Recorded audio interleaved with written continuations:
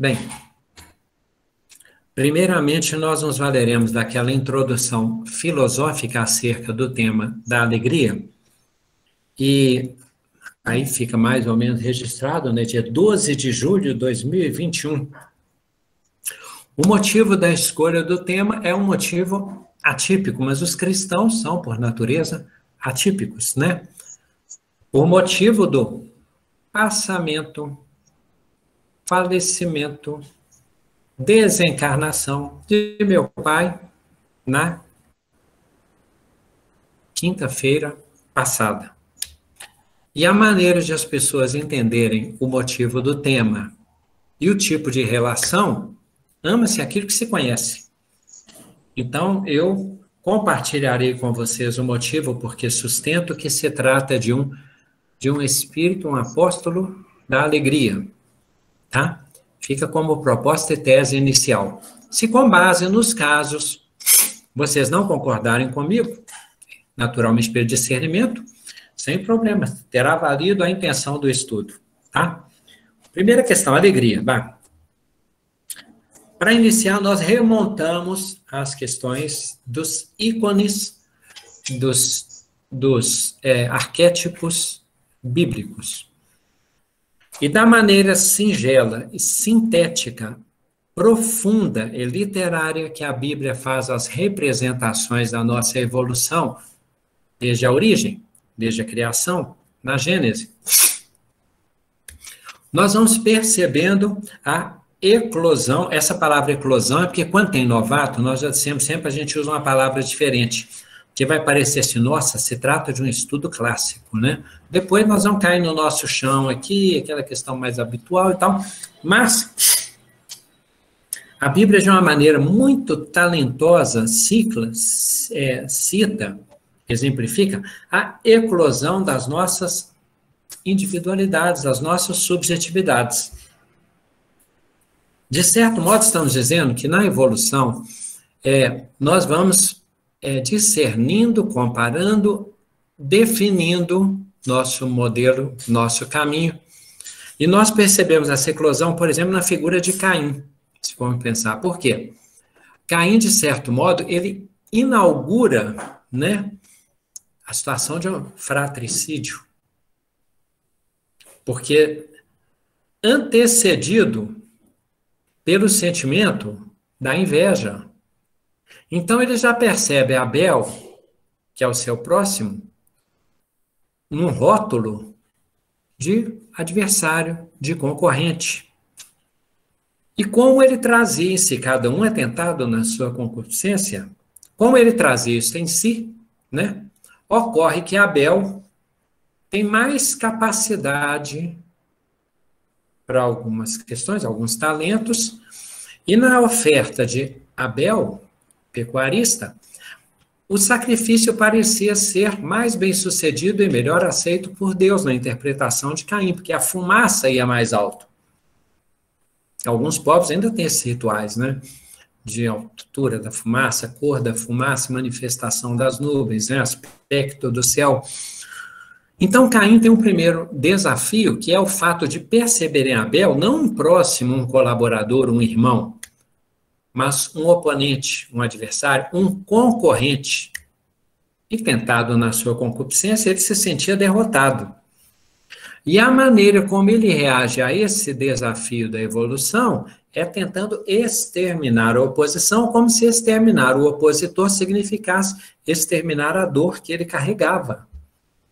Diríamos assim, né? Ele é mal resolvido. Aí ele tentou acabar com o problema, e com o problematizador, mas continuava com os inimigos do homem serão os da sua própria casa. Caim. Depois, Caim mistura a mentira com a heresia, o desrespeito, o desacato, porque quando a voz divina atribuída a Deus pergunta a ele, Caim, onde está teu irmão Abel? A resposta dele, sei lá de meu irmão? Mentira. Acaso eu agora tenho que ficar tomando conta de meu irmão, das coisas que ele faz? Então, Caim já tem essas qualidades complexas, né?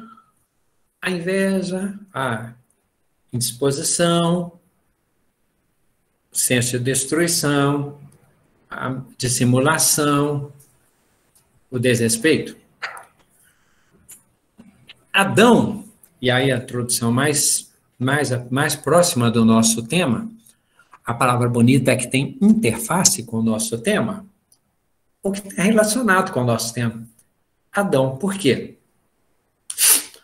Ele foi desafiado a comer da árvore do conhecimento. Volta à questão das construções, da estruturação do nosso eu e das construções, da elaboração do nosso caminho, do nosso Dharma, das nossas trilhas.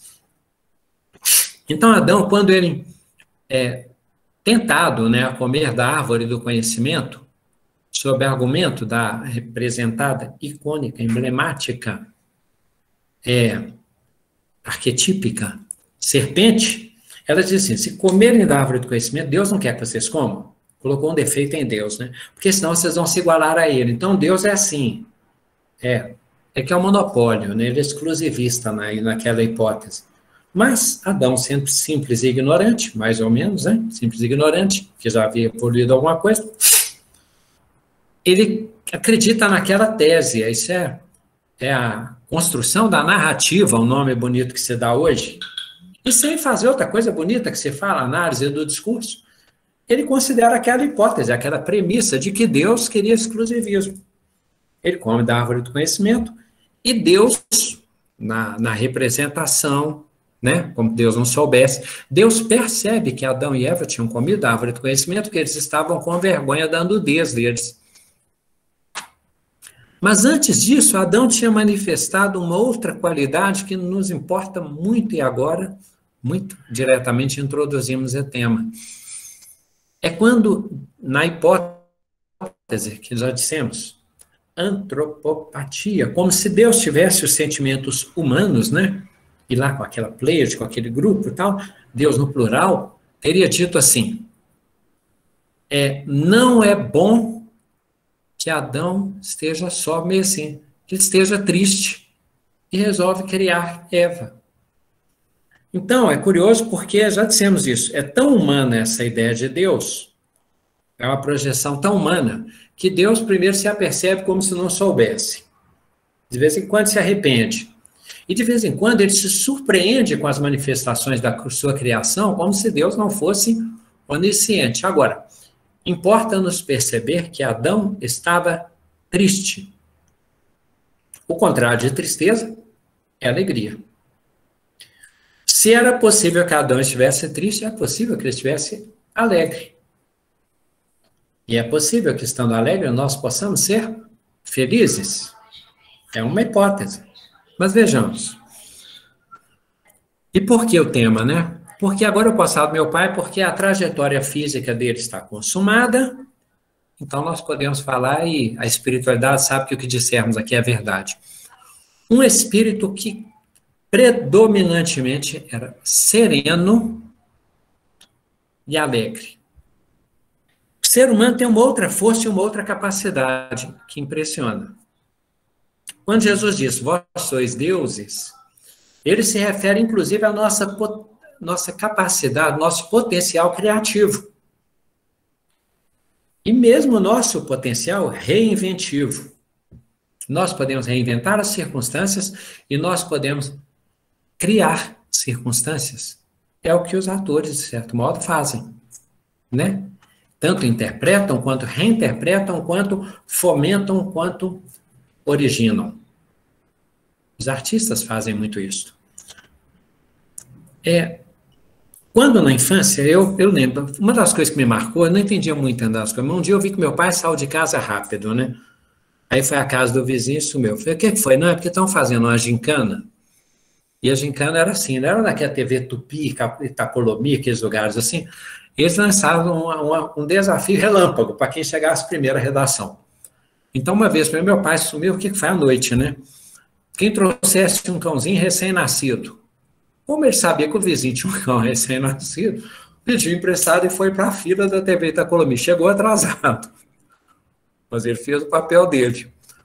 Saiu, pessoal, cadê o Bruno? O Bruno foi lá para a gincana, foi levar o cachorrinho lá. Voltou com o cachorrinho, mas com a missão cumprida e satisfeito. Ele era gráfico.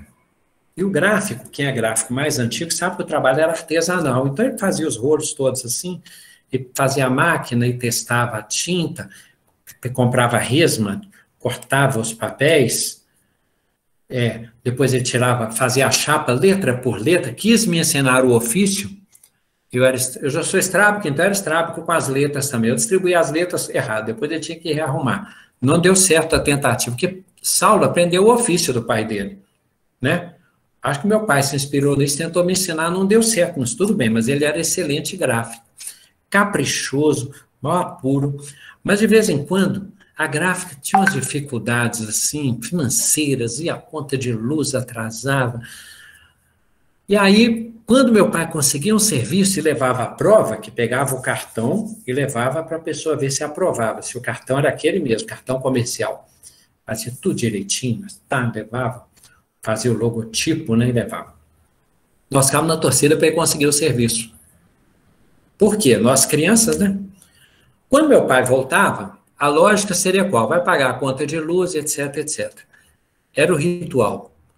Meu pai chegava, o sinal de que ele conseguiu o serviço é que ele trazia álbum, 100 pacotes de figurinha, refrigerante e pastéis. Aí nós passávamos o dia abrindo pacote de figurinha para ver se elas eram repetidas e colando as figurinhas no álbum. De vez em quando meu pai se arrumava todo numa segunda-feira e a gente falava assim, vai entregar serviço, vai trabalhar, alguma coisa. Meu pai ia para frente da igreja de São José trocar figurinha à luz do dia, por exemplo, na segunda-feira. E quem o visse naquela dignidade lá, composto, né? Ele disse assim, não, essa minha figurinha aqui é mais difícil do que a sua. Essa aqui eu troco por 2 dessa aí. E ele ficava feliz quando chegava, nos dava as últimas figurinhas para colar, para colocar no álbum, e o álbum completo, e ele empilhava os álbuns que ele ia completando. O planeta Terra, bola de prata e um tanto de coisa. Gostando de futebol, ele era vira-folha. Um dia, quando ele foi ao campo, havia uma rodada dupla. Cruzeiro Atlético, Caldense e Uberaba. Nós falaremos dos apóstolos, tá? De tipos de alegria. Não entra em pânico, tá? Aí um dia ele foi conosco. Eu jogaria o Cruzeiro Atlético, Caldense e Uberaba. Ou Vila Nova. Pensamos, onde que ele vai se assentar? Agora nós vamos saber o time dele. Ele comprou uma almofada de time, né? Ele comprou a cinza. Porque tendo a almofada cinza, ele podia ir para todos os jogos e sentar em todas as torcidas. E nós não soubemos o time dele. Ele comprou uma cota de um clube, né, para o Praia Clube.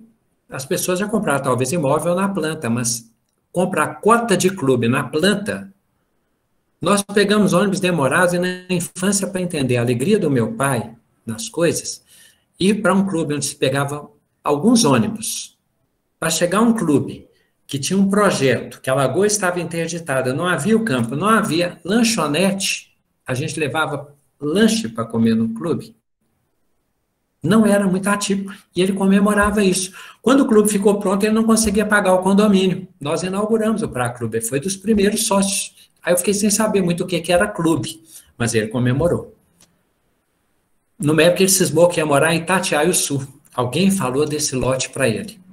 A temperatura já vai aumentar, tá? Daqui a pouco vocês vão ver o que isso tem a ver com o desfecho dele na quinta. Aí Itatiaia-Sul. A pessoa que quis vender o lote para ele falou assim, Bruno, não adianta você ir lá, porque eu não vou poder ir com você não vai achar o lote. Mas ele cismou que nós acharemos o lote. E nós passamos o dia procurando em Itatiaia-Sul lote, sem saber qual era a quadra, só levou pão, não levou nada de beber, crianças, né? Nós ficamos com sede, comendo pão, procurando o lote, impossível. Pai, como você vai morar num lugar desse para comprar pão? Eu vou de bicicleta. E o lugar era acidentado. Por isso é que ele sonhava ter um Gordini.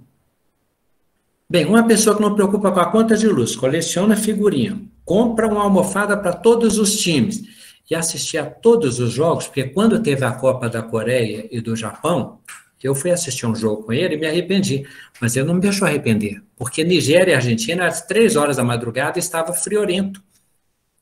Enquanto ele não me tirou da cama, porque você falou que vai assistir a Copa do Mundo comigo, enquanto ele não me tirou da cama, eu não sossegou. Num dos jogos aqui que eu assisti, não entra em pânico, nós vamos falar do mais complexo, o que isso fez com o espírito dele nas horas difíceis. Uma vez apareceu um placar assim na TV, estava 0-0 um jogo. Eu fui ao banheiro, voltei, estava 1-0. Tá, 1-0, tinha um placar lá, né? 1-0. Essa é o gol, é a hora que você saiu, eu falei, então tá. Aí o narrador falou assim, parece que não vai ter jogo, mas o jogo vai terminar 0-0. Eu falei, mas tá 1-0, como assim? Bem, meu pai tinha cortado um pedacinho de fita isolante, colocou em cima do 0 como se fosse 1, só por brincadeiras de fingir que tinha saído o gol. Será que isso ajudou na vida dele? Veja. Ele foi diagnosticado com o mal de Alzheimer. E aí esse espírito que, curiosamente, intuitivamente, nós jogávamos com ele dominó, baralho, pôquer, né? Jogo de buraco, fazíamos coisas desse tipo. E parece que isso retardou bastante. Quando nós comentamos, ele percebeu que nós estávamos muito preocupados com ele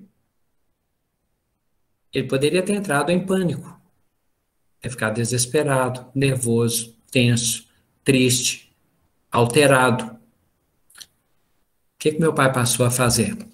Brincar com o nosso medo. Uma vez nós achamos que ele estava preso no banheiro. Tivemos que empurrar a porta, porque se ele fechou a porta, eu não saberia abrir e fechando, tá?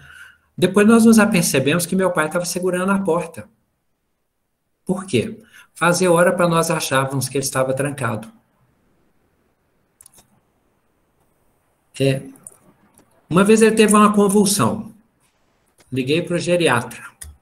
Nós vamos falar dos tipos de alegria, cada um escolhe a sua se quiser, tá? Ligamos para o geriatra e falamos assim, olha, não vou falar o nome do geriatra porque eu não acho certo, doutor Henrique, né? Então, o nome que eu não vou falar, doutor Henrique, eu liguei para o doutor, falei, doutor Henrique, meu pai está aqui, está em convulsão. Ele falou, como faz? Ele falou, não, então faz o seguinte, nesse caso aí, vocês vão deitá-lo para que ele volte a oxigenar, deitar e mantê-lo deitado, com a cabeça um pouco na altura do corpo ou mais baixo um pouco. Fizemos isso e meu pai voltou. Eu lembrei que, pela minha mãe, a gente fazia uns testes neurológicos. Aí eu fiz os testes com meu pai, né? Falei assim, quando ele voltou da convulsão muito pálido, qual que é seu nome? Ele falou assim, Bruno. Ótimo. O senhor nasceu em que cidade? Ele falou assim, Itabira. Eu falei, muito bom, pai. Aí perguntei assim, pai, água mole e pedra dura? Ele ficou assim, tá. Aí nós nos entreolhamos e ele disse assim, tanto bate até que fura. Eu tô brincando. Depois de uma convulsão. Agora vocês lembram da conta de luz atrasada, da gincana do cachorrinho, dos álbuns, da convulsão. Bem, comeu não sei quantos pastéis. E aí depois a coisa foi ficando séria, porque ele já estava nessa situação de mal de Alzheimer, né? E eu jogando buraco com ele. Aí entra o confessar-vos uns aos outros. Eu percebi o esquecimento dele, porque um dia, quem assistiu ao filme, é uma comédia simplesinha, mas que tem muito significado, que é como se fosse a primeira vez. Eu vi o filme e lembrei do meu pai com a situação que ele estava passando. Por que eu lembrei? Porque teve um dia que a situação já estava mais complicada. Eu cheguei lá e toquei a campainha. Meu pai atendeu. Espero que isso valha para alguns familiares, tá? Toquei a campainha, meu pai atendeu. Foi, pai, tudo bem? Foi, filho. Tudo bem. Tudo. Ô, pai, chama a Helena para mim. Ou então abre o portão aqui. Ah, tá, eu vou chamar a Helena, minha madrinha, minha madrasta, segunda mãe. Aí meu pai pegou. Ah, então ele chamava a Helena, Neizo. Aí ele pegou e falou, Neizo. Saiu chamando a Helena. E nada. Meu pai sumiu lá para dentro. Esperei, nada. Toquei a campainha. Aí meu pai apareceu lá em cima. Oi, filho. Oi, pai. Bom, pai. Bom, filho, tudo bem? Cadê a Helena? Ah, Helena, até que eu vou procurar. Não, pera aí, pai. Não, aí já tinha saído. Nem zo, pá. Sumiu de novo. Toquei a campainha. Oi, pai. Oi, filho. Bom, pai. Beleza. Tranquilo. Pai, portão. Eu vou chamar Neise. Calma. O senhor lembrar, pai, pega a chave. Aí ele pegou e custou encontrar. Pega a chave. O senhor lembrar, o senhor consegue abrir o portão aqui? Consigo. Aí, pá. No final, pulei o muro. Depois que eu pulei o muro, a Helena chegou e falou, eu fechei, não sabia que você ia chegar cedo. Eu fui com medo de alguém levar o benzinho para eles. Aí eu pulei o muro. Falei assim, isso já é do processo dele, né? Bem, como eu jogava baralho com meu pai, aí eu vou confessar duas coisas para vocês, que espero que vocês compreendam e não me passem energias negativas, tá? Quem joga buraco sabe que o número 2 é o Coringa. É uma carta muito importante, né? Aí uma vez eu jogando com meu pai, eu virei para ele e falei assim, pai, e tudo ele se divertiu. Helena vendo, né? Eu falei, pai, o senhor tem muito Coringa, não tem? Eu falei assim, tem, mas como que você sabe? Eu não tenho nenhum, pai. O senhor tem muito? Eu falei, tem, quer ver, ó? Aí me mostrou um Coringa, 2. Não vou mostrar os outros, não. Você tem muito? Eu falei, tem muito. Ô, pai, mas um Coringa não, jogo é jogo, filho. Então tá. Aí eu já lembrei que ele tava com mal de Alzheimer, né? Falei, pai, vamos lanchar? Vamos. Aí eu fui lanchar para distrair meu pai, né? Quando eu voltei, ele tinha 5 Coringa. Helena falou, não tem uma coisa errada. Eu não, eu falei, o que foi? Não, porque o Benzinho estava sentado desse seu lado aí. Eu fui, eu falei, pai, você tá sem Coringa, não tá? Eu tô sem Coringa, como você sabe? Porque eu tenho 5. Sentei do lado dele. Depois eu contei o que eu fiz. O que meu pai fez? Adorou. Se divertiu. Um dia eu falei, pai, o senhor tem Coringa?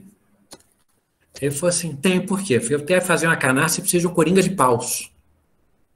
Ele falou assim, Coringa de pau? Não, não posso não. Eu até tenho, mas não posso. Ah, então tá. Eu ia dar R$ 100 pro senhor.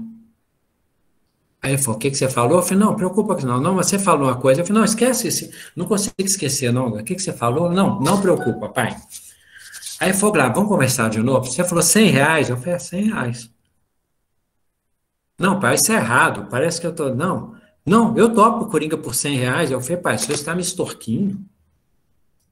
Aí depois que eu comprei o Coringa, eu falei, eu pago 200 no de espadas e pago 150 nesse outro. E fui combinando. Quando terminou, eu falei, pai, agora eu já peguei o dinheiro do senhor, já passei o dinheiro da pensão do senhor, está resolvido. Agora é jogo. Comprei os Coringas com o dinheiro dele. E ele se divertiu com isso. Quando nós cantávamos, eu pegava as músicas antigas, né? Convidei a comadre Sebastiana para dançar, e ele continuava cantando. Ele esquecia do jogo, mas lembrava da música. Aí ele falava, ele está querendo distrair, você precisa não ganhar. Aí eu falava, papai é o Irapuru. Aí ele falava, eu sou o Irapuru.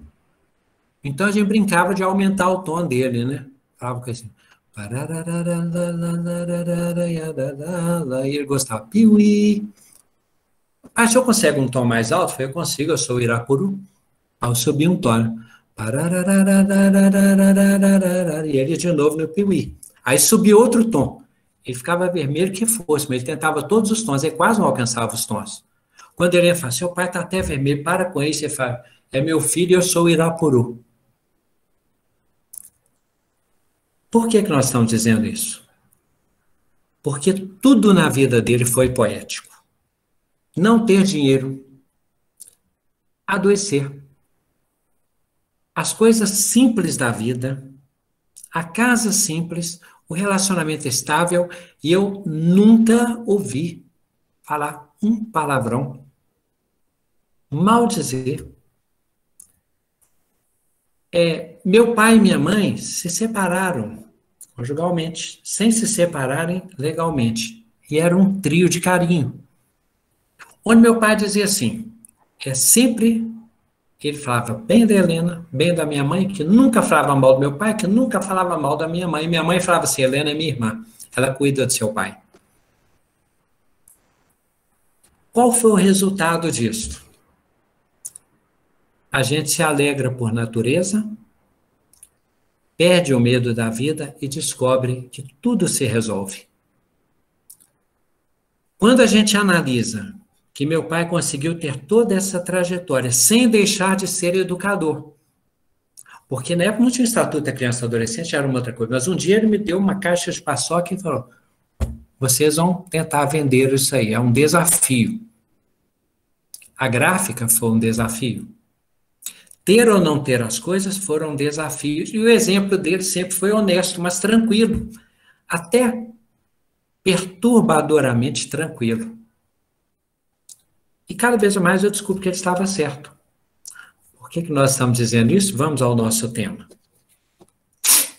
Caim seguiu um caminho. Nós temos espíritos que têm a sua marca evolutiva, o seu modo de caminhar e a maneira de ele trilhar o seu caminho fundamental. Já dissemos isso, que existe uma teoria da evolução dos raios. Umas pessoas evoluem pela contemplação, outros pela ciência, outros pela filosofia, outros pela arte, outros pelo amor sacrificial, outros pelo empreendedorismo e outros pelo entendimento da vontade. E o caminho que nós trilharmos definirá quais serão as nossas companhias, porque o plano físico é o plano da diversidade, mas o plano espiritual é o plano da afinidade, é dos afins. Então, se nós acumpliciarmos com os espíritos complicados pelas nossas complicações, aqui isso se disfarça. Mas no plano espiritual, por uma imantação natural, nós estaremos numa injunção, imantados, ligados. Se nós escolhermos os valores do bem, por um processo natural, irresistível, inevitável, o bem se agrega. Então, quando falamos da felicidade dos justos, da alegria dos eleitos, nós estamos falando de leis divinas e naturais. Não tem, por isso eu falei na sexta-feira da minha serenidade, da nossa tranquilidade, da nossa alegria pela vitória de meu pai, porque não tem sentido lógico que ele não esteja sereno e alegre. Seria um contrassenso da ação e reação e da lei de causa e efeito nesse caso, que ele não estivesse sereno, como diz Paulo, que foi fiel até a morte e morte de cruz. Se uma pessoa que plantou isso, como ele colheu isso, mas alguém falava assim, mas o papai está passando por isso, eu nem sei, meu irmão preocupado. O que aconteceu? Ele colheu de tal maneira que nem as escaras, nem as privações, nem o estado de acamado por 5 anos tirou a serenidade do semblante dele. Agora, imagina quando nós somos capazes de desenvolver as qualidades de fulgor, de brilho, de alegria, de otimismo, de serenidade, de resignação no plano de lutas, que é o plano físico, que é o plano de contraste, de paradoxos, de predominância, às vezes, da força bruta e da carne sobre os valores do espírito, na aparência. Se nós conseguirmos testemunhar nesses planos de luta e de densidade, o que se dará nos planos mais sutis e da verdade? Mas qual é a missão da alegria?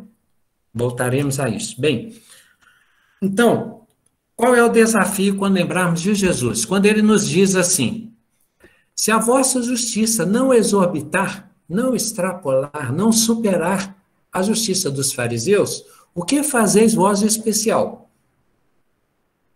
É muito fácil ser alegre quando a ocasião é alegre. Nós temos tipos de alegria no mundo, né? Por exemplo, a natureza nos fala da alegria, mas às vezes nós não ouvimos.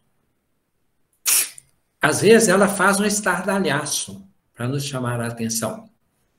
Isso vale para horizontes, vale para paisagens, vale para flores que se exibem, vale para animais que têm essa tarefa, essa função, eu ia dizer até essa missão. A natureza, ela provoca estertor, susto, surpresa, alegria. De vários modos, né? E aí, nós vemos, o Cis que estava, nós vemos as coisas de acordo com os nossos olhos, com os nossos tons, com o nosso temperamento, com o nosso humor. Então, para uma pessoa, uma borboleta que voeje, né, sobre uma flor, é poesia, é literatura, é sinal, é epifania, sinal de Deus, é alegria, para alguns. Para outros, é uma coisa asquerosa. Para alguns de nós, uns animais que pela nossa cultura são entendidos como asquerosos, repugnantes, assustadores, para outras pessoas, Francisco, é um irmão. E se nós, assim como o Buda, nos colocarmos na consciência, dentro do processo evolutivo daquele animal, nós vamos ver que às vezes ele está muito mais apavorado do que nós. Já dissemos uma vez isso. Quantos males nós provocamos por desconhecimento? E dissemos, e uns companheiros que assistimos num documentário, especialistas em resgate de cobras, que muitas vezes as cobras que são maltratadas, atacadas e exterminadas, são benfeitoras e não têm veneno. E são fundamentais para o equilíbrio daquele mesmo ecossistema que nós estamos batalhando para conservar. Se nós percebermos com o tempo que o Abel é meu irmão e Caim é meu irmão, e que os animais são meus irmãos de criação, que as plantas o são, que a natureza o é, nós perceberemos que o mundo é um ninho de amor, de alegria, um hino de alegria. Mas depende de interpretar a partitura do mundo. E às vezes nós não temos nem o conhecimento daquele significado da partitura e nem o sentido interno de percebê-la. Então, o que estamos dizendo é que é dissonante, é destoante é melhor, né? Porque dissonante ainda é um recurso. É destoante que nós estejamos tristes sobre este mundo. Que é um absurdo nós não nos apercebermos da riqueza que somos e que temos, porque nós não cultivamos a ciência, a consciência dos nossos patrimônios, né? Nem dos nossos legados, não. Né? Do nosso, acho que é espórtulo, né? Não é isso. Não é o lugar ótimo que habitaremos. Não é o tanto que seremos recompensados, é o que somos. Quando dizemos que o espírito é imortal, seria um contrassenso, quando falo do meu pai, eu cairia em contradição se nós conhecemos que aquela vez os anjos, os espíritos iluminados, comentaram com as mulheres, ela falou assim, por que vocês procuram entre os mortos o que está vivo? Brinquei com o pessoal domingo na nossa oficina de futsal. Falei, meu pai virou Jedi. Agora ele tem a força. Inclusive, aí é difícil alcançar falso testemunho, né?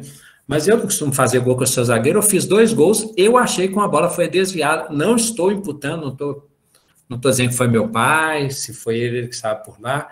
É só hipótese, né? Mas eu propus ao pessoal que nós batêssemos palma nos 10 segundos de silêncio. Por quê? Porque a vitória deve ser celebrada.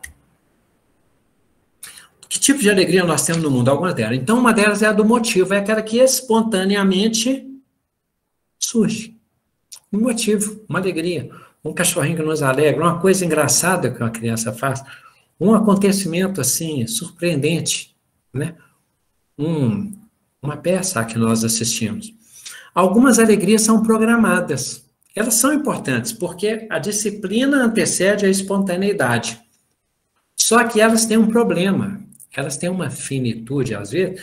Nós temos o risco de pensar assim, aqui é o programa que estarei alegre, aqui a alegria termina. Um exemplo, fim de semana. Gente, ó, sexta, beleza, então tá alegre. Não, sexta é dia de alegria, porque depois vem o sábado, depois vem o domingo, depois vem a segunda. É um exercício, né? É um voo de alegria, mas essa não é muito segura. Ou então nós falamos assim, o aniversário, para quem gosta, é um dia no ano. Ou então não é uma festa. Aí a pessoa programa a festa 3 meses, né? Igual a boda de canal lá. Aí pensa, vai ter uma festa, então na festa vai ter música, na música vai ter comes e bebes, e depois vai ter presença tal pessoa. Nós vamos criar todo um ambiente de alegria. A festa não é o fim, ela é o meio. O meio de quê? de nós percebermos o que é a alegria, saboreá-la. Percebemos, compenetrarmos-nos do sentido da alegria em nós e percebemos e nos perguntarmos assim, e se a vida é uma festa? Aí também é uma sugestão, tá? É um desenho imperdível. Parece que é produção mexicana, eu não sei bem não, mas... Pixar. Hã? É da Pixar. Já me disseram que é Pixar. Bom, a vida é uma festa. Se nós conseguirmos perceber isto, as coisas velhas passaram e seremos uma nova criatura. E as pessoas vão perceber isso, é claro. Porque o humor tem um peso específico. Nós usamos isso por sabedoria popular quando nós dissemos, nossa, seu ambiente até pesou quando aquela pessoa chegou. Nós estamos dizendo a grande verdade. Mas temos que ter a clareza e a caridade de entender que aquilo é o peso que perispiritualmente aquele nosso irmão carrega. O tempo todo. Quando o Pequeno Príncipe diz assim, eu admiro, o amigo lá fala sobre o Pequeno Príncipe, eu admiro a fidelidade deste príncipe à sua flor. A sua fidelidade, até quando dorme. É difícil ser alegre quando as circunstâncias dormem. Quando os motivos não surgem, não tem borboleta, não tem flor. Memórias de um suicida. Sem cor, sem sono, sem som. Por isso, comparativamente, por base de estudo comparativo, basta nós sermos reconhecidos à criação e nós seremos alegres. Não estamos dizendo para ter uma alegria boba, não. Isso vem depois, parece boba, porque o louco e o santo se assemelham na forma, mas a diferença é enorme, de exaltação, de essência. Nós temos tipos de alegrias desvirtuadas, aí são as alegrias torpes. Quando nós exageramos o artifício dos sentidos, e aí às vezes nós até atribuímos, mas com um pouquinho de inveja na evolução, com alegrias, nós dizemos alegrias pagãs, né? Alegrias hereges, alegrias ateias, alegrias devassas, alegria promíscua. Mas Kardec diz, toda lenda, toda fábula, tudo tem um sentido divino, porque quando Kardec percebe que as mesas girantes tinham um sentido inteligente para nos comunicar e de sabedoria, ele decifra o sentido que está por trás de todas aquelas coisas. E nós, quando encontramos pessoas alegres, parece que nós encontramos no mundo uma raridade. Parece uma pedra preciosa. Nossa, viu com que a pessoa ri? Viu que a pessoa é alegre? Viu com que ela brinca? Viu com que ela distrai? E essas pessoas alegres é interessante porque as pessoas as querem nos ambientes.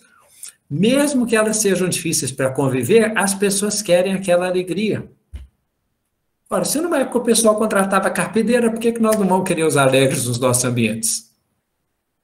Ah, mas tem hora que a alegria ela é descabida, ela é desproporcional, aí entra o amor e a sabedoria. O tempo e o lugar das coisas. Aí entra o tom da manifestação, o cuidado de recolher. A descrição evolutiva que espíritos evoluídos como Chico Xavier têm, por quê? Não se fala que o espírito, o nosso guardião, nas horas mais graves ele se aproxima, mas que geralmente ele mantém uma distância para não interferir no nosso livre-arbítrio? Então, até a alegria tem suas medidas. Ela não é incômoda, ela não se ensoberbece, ela não se pavoneia, mas ela abrilhanta o mundo. A alegria colore a existência. Quem de nós tem dúvida de que os espíritos de eleição da alegria passam, mesmo que não sejam vistos, mas são sentidos por esses vales dos suicidas? Quem de nós supõe, se tem essas visitas aos asilos, às entidades asilares, Se o plano físico, como diz Jesus, se nós sendo mal sabemos dar coisas boas, o que dizer do Pai que está nos céus, Deus de amor? Se ali tem aquela visita à instituição asilar, imagine o que acontece no plano espiritual. Quantos gnomos, quantos doentes, quantas brincadeiras, quanta música, quanta pilhéria, quanto instrumento, quantos motivos, quantas ornamentações são postas ali, mas não é como a alegria do mundo que a gente pode só interpretar. É uma alegria natural que evola. Por que estamos dizendo? Porque pode ser o nosso caminho de eleição evolutiva. E hoje eu falo de um espírito que eu testemunhei durante uma longa vida, até o tempo de acamado, e que conseguiu ser vitorioso. Os cristãos, tipos de alegria, tá? Nós temos a alegria Pedro, a alegria Maria e a alegria Paulo. A de Maria é aquela alegria serena, constante. Meu espírito exulta em Deus, meu Salvador. Ela se dispõe, ela é serva, ela faz o que for necessário. Discretamente. Quem vai dizer que Maria era infeliz? A nossa subjetividade diz assim, não tem como ela ser feliz, porque olha lá, o que fizeram com Jesus e na frente dela, aí somos nós, não é Maria. O deduzível é que Maria via em cada algoz, em cada verdugo, em cada jogador ali na jogatina das vestes, em cada debandado, em cada incendiador, um filho. Então, a representação de Jesus que lega na figura de João a humanidade, filho, eis aí tua mãe, mãe, eis aí o teu filho. Agora, imagine a alegria de João, nós estamos falando de alegria, hein? Imagina a alegria de João Evangelista. Ele já dizia, o discípulo que Jesus amava. Aí depois foi assim, eu sou filho de Maria, Maria é minha mãe. Imagine a alegria desse espírito. Meu espírito exulta em Deus, meu Salvador. Eclesiastes fala da alegria. Eles vão recomendar o vinho, a bebida, a comida, a festa, mas eles falam do sentido espiritual. Isaías fala da alegria. Tiago fala da alegria. Ele lá, ó, rigoroso, disciplinado, fala da alegria. Paulo em Romanos falam, já falei aqui, o nosso grupo jovem, por uma força magnética católica na época, se reunia num lugar arborizado, aqueles encontros tipo Cogereme, Comeb, que graças a Deus nos trouxe até aqui, né? Por isso nós estamos no estudo. Aí, às vezes, tinha só um versículo, né? Era só ficar cantando e dominava a gente, ficava... Alegrai-vos sempre no Senhor, alegrai-vos no Senhor. Alegrai-vos sempre no Senhor, alegrai-vos no Senhor. E a segunda voz, alegrai-vos, alegrai-vos, alegrai-vos no Senhor. Alegrai-vos, era só isso. Ficava. Quem não tivesse sentimento não ia entender. A letra era essa. E a de Paulo, alegrai-vos no Senhor. É tão pouco. Mas é porque quando nós abdicamos do muito que nos confunde, da matéria que é esse artifício necessário que nos dá sabor, que nos dá beleza, que nos dá sono e harmonia, que nos rocia, né? A existência é poética. Nós nos simplificamos, dar conta do pouco. O sentido sintético ali vai depurando e vai resumindo o nosso perispírito. E vai nos preparando para esferas onde precisamos de menos brinquedinhos, que hoje são necessários e são divinos. Agora, depois de Maria, nós temos a alegria Pedro. Pedro, nosso irmão, primeiro, estou falando do primeiro Pedro, tá, gente? Dos meus espíritos prediletos do cristianismo. Eu falo de Pedro com um amor, com um reconhecimento, com uma reverência, inclusive por ser o irmão Pedro. O irmão Pedro que era volúvel. Poxa, chorar quando negou. Ter medo quando vem andando sobre as águas. Ter coragem porque é Jesus que chamou. E ser feliz porque ele ressuscitou, na hipótese. E porque não está no sepulcro. Esta é a nossa tendência. Por enquanto nós ficamos, ora no fogo e ora na água. ora no motivo de alegria, ora no motivo da tristeza. Aí a gente se arrasta igual os discípulos de Emaús, né? Porque foi tal, tal. E nem vê que Jesus está com eles, está conosco o tempo todo, e a gente fica lá, se existisse o verbo emausando, né? Emausando e tal, falando dele, ele conosco, que fala conosco. E eu não percebo, porque eu estou emausado e tal, mas assim. É a mais comum das nossas. Então, quando Jesus diz, Pedro, tu és Cefas, Pedro, e sobre essa pedra eu edificarei a minha comunidade, a minha igreja, que é o templo que é Pedro, que é o Pedro edificado.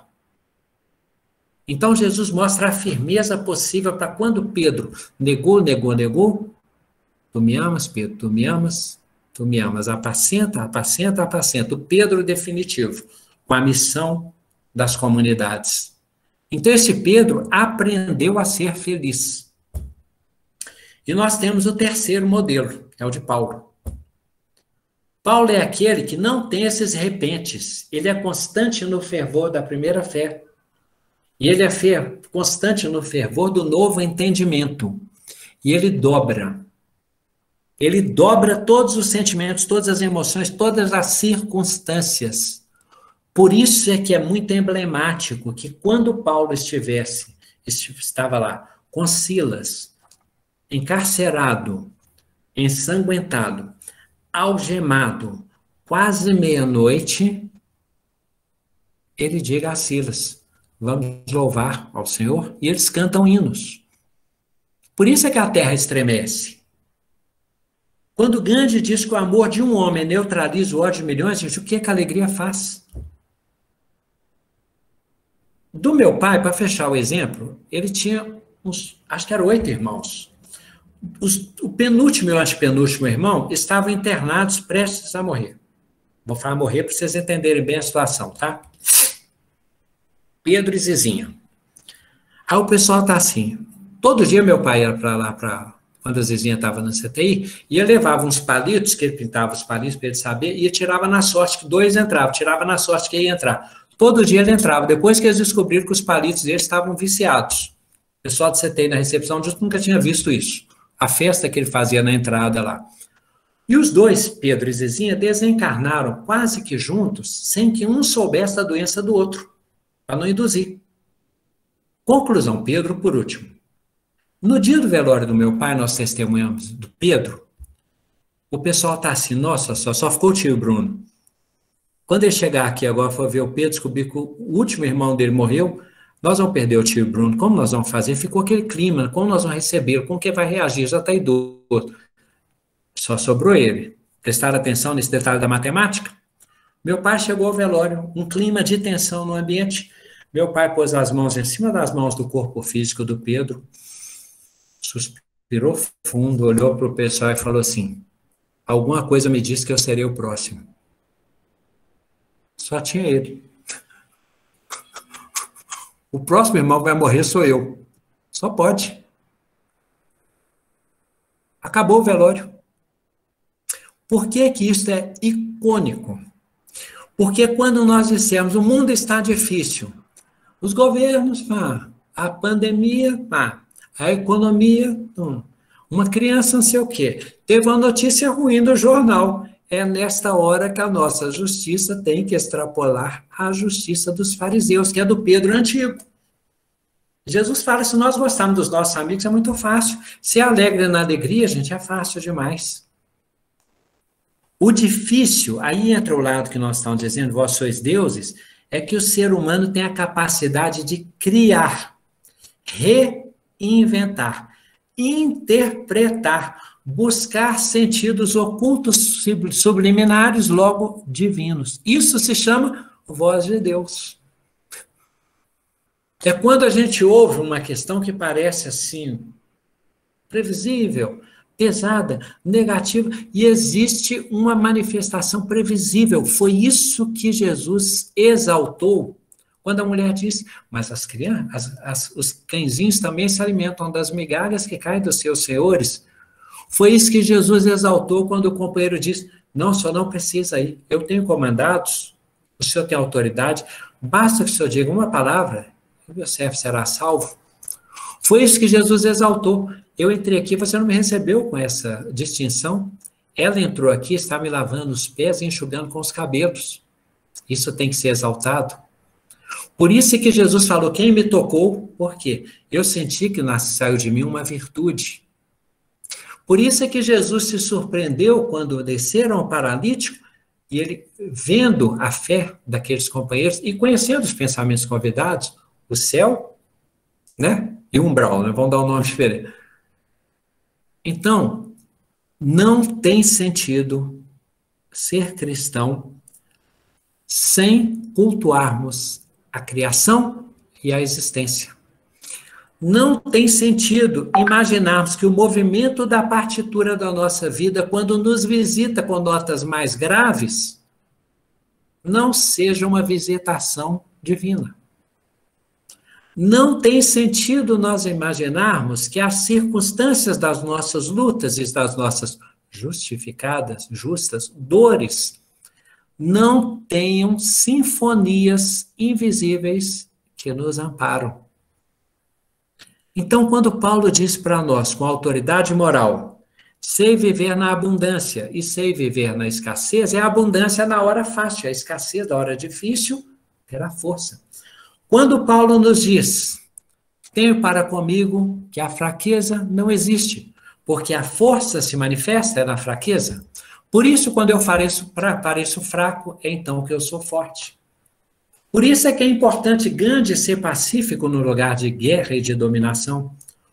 Por isso que é exemplar Francisco de Assis no cárcere, fingir que tocava um instrumento e cantar para alegrar os companheiros quanto ele, reclusos. Por isso é que tem sentido que, por intuição, aqueles espíritos que seriam martirizados no Coliseu cantassem hinos. Por isso é que tem sentido que Gesiel Estevão tenha esse sentido sem estar fisicamente com Jesus. Sentido privilegiado por ter sido ofendido sem se ofender e soltar a mais maravilhosa música falada cristã. Pai, perdoa-o, porque ele não sabe o que faz. Quem fez isso foi Jesus Cristo, e quem fez isso foi Estevão. Como nós vamos dizer que o Espírito estava triste numa hora daquela e depois daquela hora? Não tem cabimento. Então, as festas que nós preparamos aqui, elas são permanentes nos altiplanos. E o reino dos céus está dentro de nós, ou seja, nós podemos viver em festa. Teremos motivos? Haverá alegria espontânea. Se nós tivermos a disciplina da alegria, nós teremos a natureza feliz. E aí nós entenderemos o que é servir ao Senhor com alegria. Se o salário do pecado é a morte, porque é como se fosse a ausência, a inversão da presença, né? O salário da alegria qual é? A felicidade. Da alegria, a felicidade é a vida.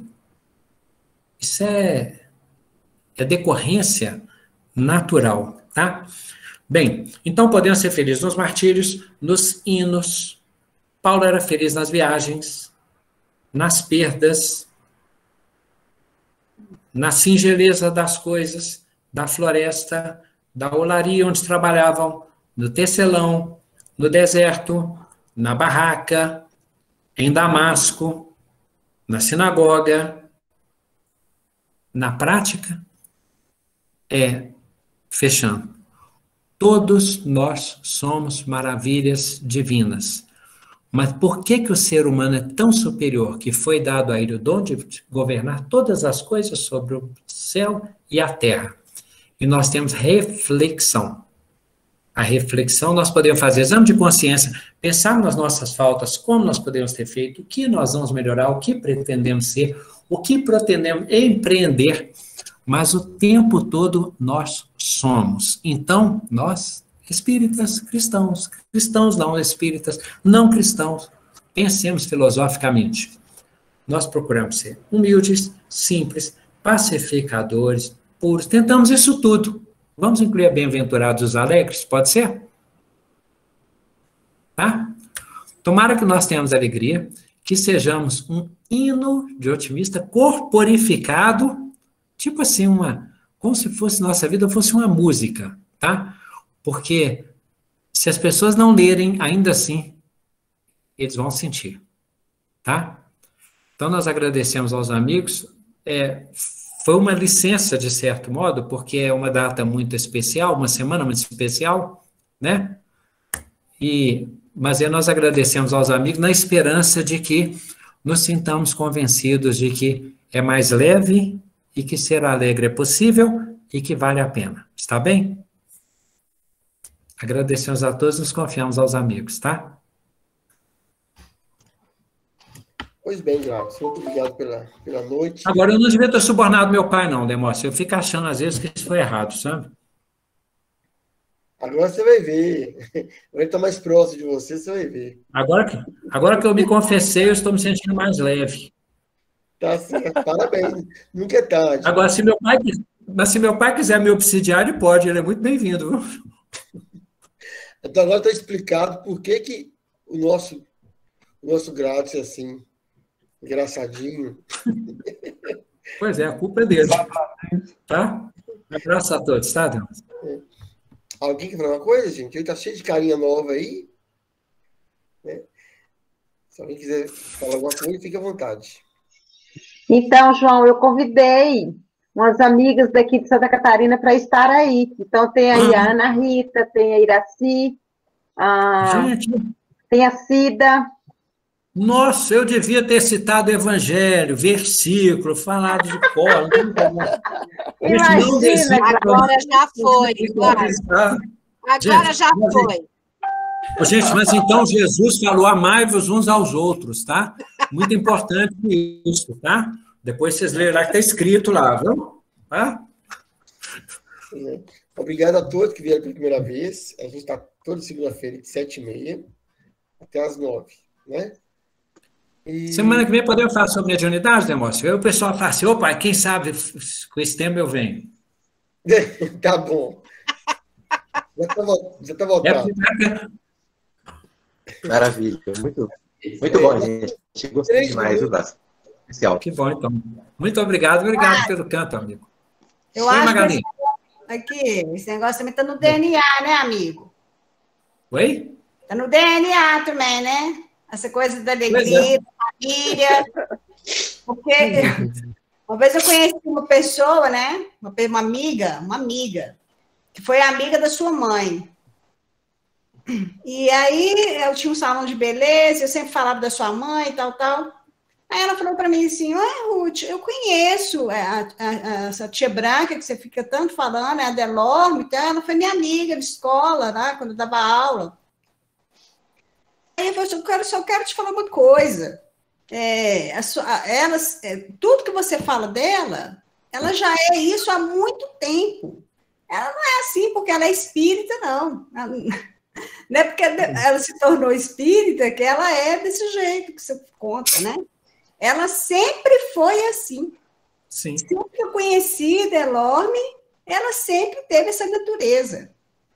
E outra também do Walter, outro dia ele estava me contando, que ele foi no centro do Seu Manel, chegou lá, sentou no banco, né? E sentou tranquilo, meditativo, lá, meditando, esperando a palestra começar e tudo.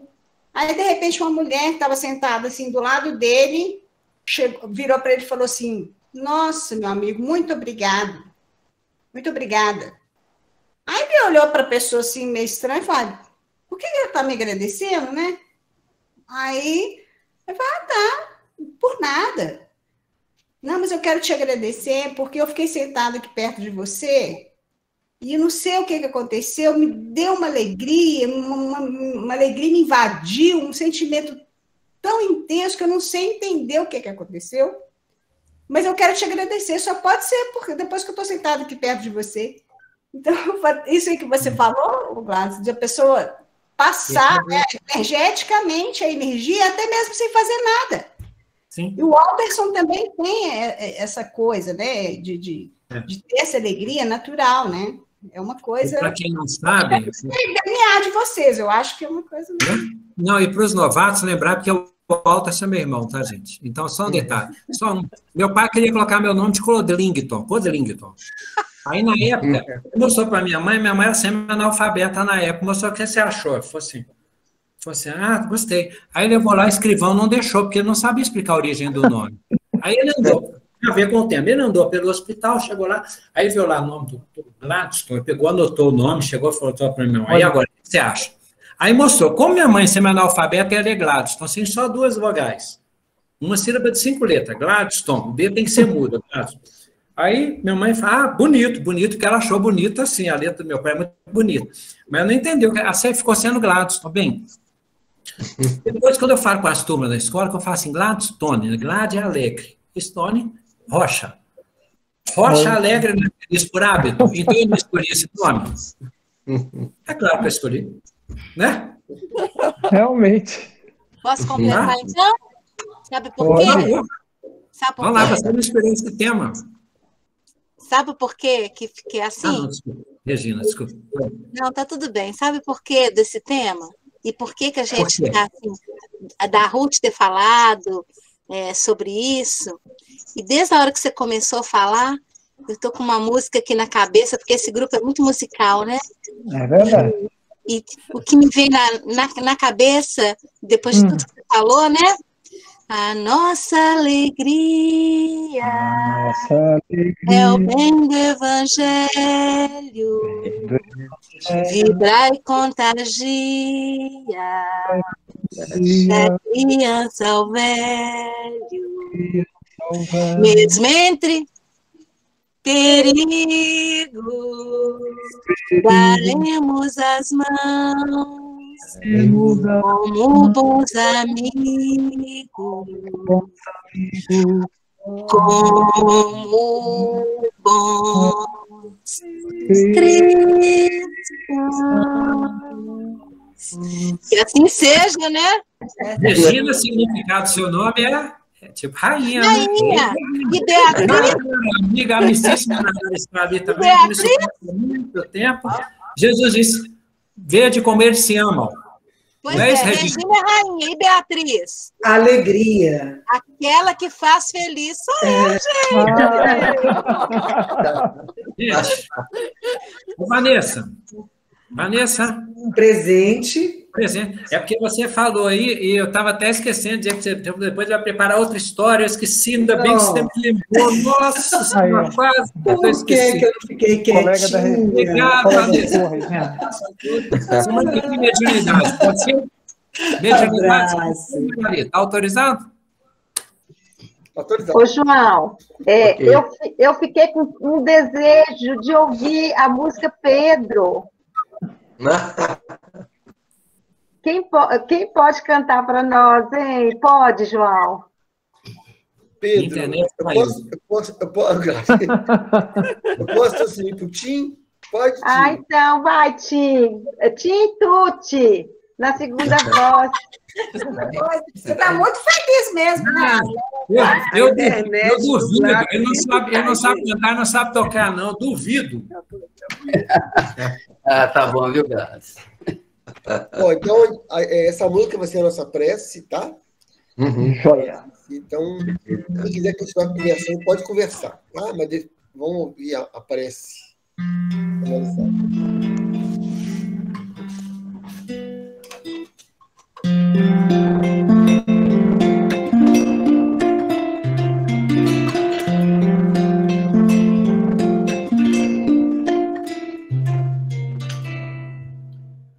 Vem que eu te farei um pescador de homens, se perseverares serás cefas, pedra, e onde a agonia do vazio medra, frutificarás a mitigar a fome.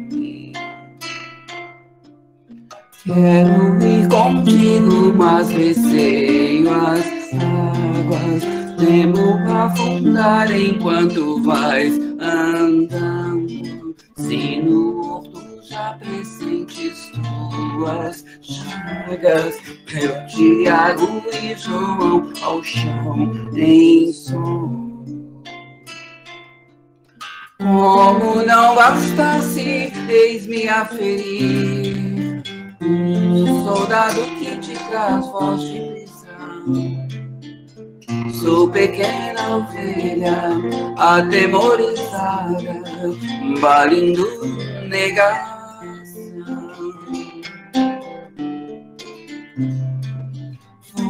Vou a vida e tomo pela sua mão. Te levarei onde não queiras ir. Pedro, tu me amas. Pedro, tu me amas. Pedro, tu me amas. E tu que és a rocha, constrói a minha casa no coração do irmão. Ouve, Simão Pedro, morrerás em cruz. Não, eu não mereço essa justiça. Se depois do mestre, mártires são troféu. E as mãos que ele tocou, os pés que ele lavou, apontaram o céu. Vem que eu te farei um pescador de homens. Se perseverar e serás cefas, pedra. Vem que eu te farei um pescador de homens.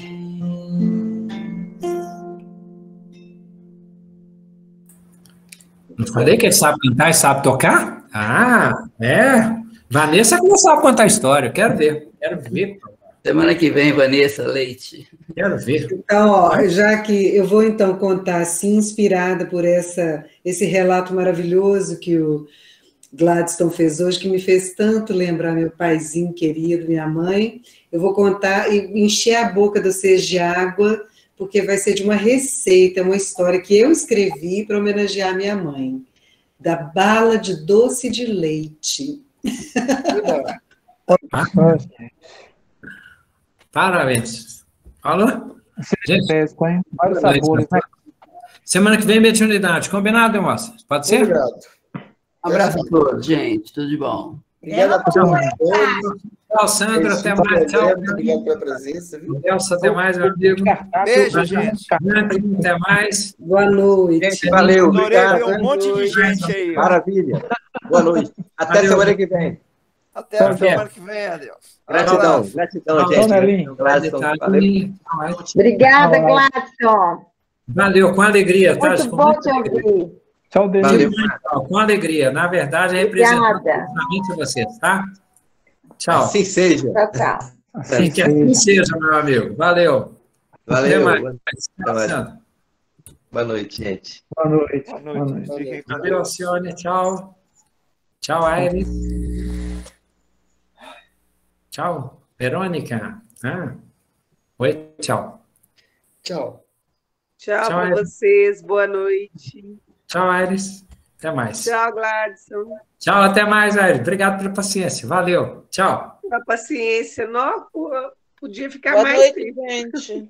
Vamos Até conversando. mais. Ana Rita, Boa tchau. noite, Ana. gente. Tchau, Ana. Boa noite, Gladstone. Boa noite, Bem-vinda. turma. Bem-vinda sempre, amiga. Muito Ó, grata. a Ana Rita de São Paulo. Não, você tinha que ter me avisado. Eu ia falar umas palavras bonitas, erraticidade. Eu agradeço, falando, eu podia ter usado, você tinha que ter me falado. Ô, Gladstone, nós migramos do nosso estudo hoje, né, Ana? Eu falei, verdade. gente, por favor, vamos lá ouvir o Gladstone. Muito Obrigada, obrigado pela presença, viu? Gladstone. Pela inspiração. Tá? Obrigada. Boa noite. Tchau, Verônica. Boa noite. Prazer em conhecê-los, viu? Muita alegria, amiga. Bem-vinda sempre. Todo nosso. Viu? Obrigada. Tchau, tchau. Gente, boa noite, João. Obrigada, tá, pelo convite. Ui, tchau, Demóstenes. Tchau, gente. Boa noite a todos.